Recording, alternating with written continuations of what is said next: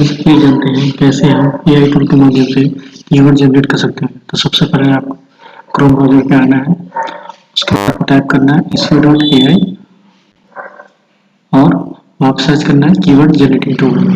तो यहाँ पे जैसे आप देख सकते हैं, यहाँ पे हम कीवर्ड यहाँ पे डालते हैं या कोई भी शॉर्ट चीज़ें हम डालते हैं यहाँ से।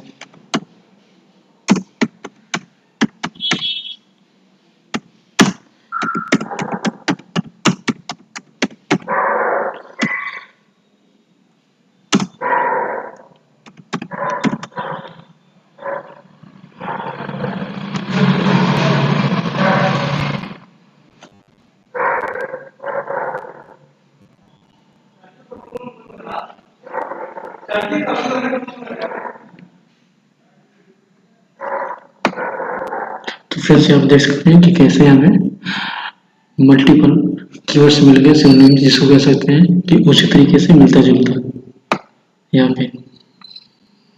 तो फिर से आप समझ गए होंगे कि कैसे इस टूल के माध्यम से हम कीवर्ड जनरेट कर सकते हैं या फिर बना सकते हैं।